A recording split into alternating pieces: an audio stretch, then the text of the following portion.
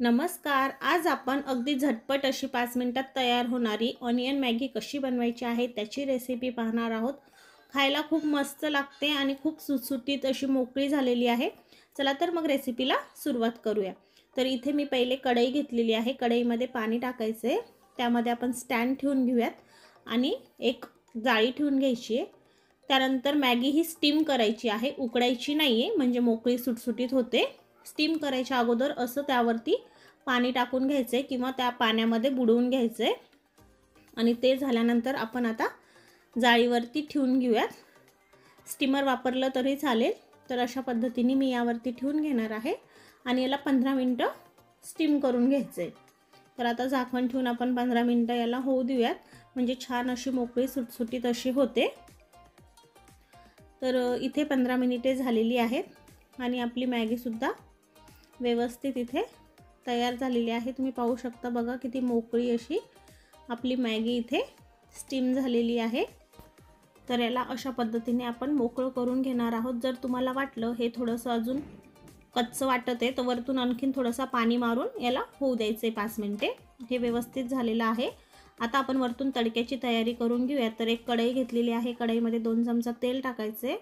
त्यानंतर लसणाचे तुकडे टाकून घ्यायचे आहेत 3. त्यानंतर एक बारीक चिरलेला कांदा आणि हा हलकासा आपल्याला परतून घ्यायचा आहे. अगदी याचा कच्चेपणा जाईल तशा पद्धतीने, खूप काही आपल्याला याला ब्राऊन होऊ द्यायचं नाही आहे. हलकंसं याला परतून घ्यायचं आहे अशा पद्धतीने. हे बघा, अशा पद्धतीने आपण हा कांदा परतून घेणार आहोत. त्यानंतर आता याला काढून घेऊयात. याला एका बाउलमध्ये आपण आता काढायचं आहे. तर हे बघा, बाउलमध्ये आपण काढून घेतलेला आहे.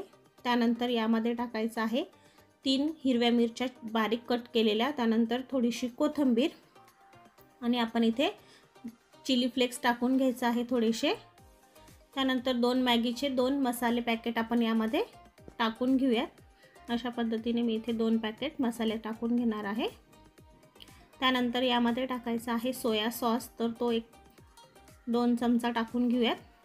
तर हे बघा, अशा पद्धतीने. आणि जे ऑनियन फ्राय केलेलं तेल होतं ते आपण वरतून टाकून घ्यायचं आहे आणि आता व्यवस्थित याला मिक्स करायचं आहे अशा पद्धतीने.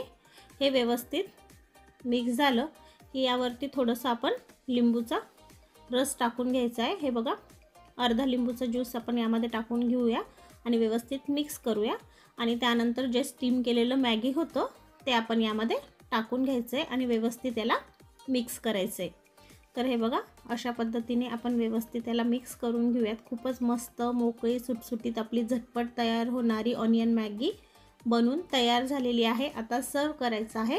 खायलाही खूप मस्त. तुम्हीसुद्धा ही मॅगी आवडीने खासाल. नक्की ट्राय करा, तुम्हाला नक्कीच आवडेल. आणि जर तुम्हाला माझ्या अशा छान नवीन रेसिपी पाहायला आवडत असतील तर माझ्या चॅनलला लाईक करा, शेअर करा आणि सबस्क्राईब करा. पुन्हा भेटूया अशाच एका नवीन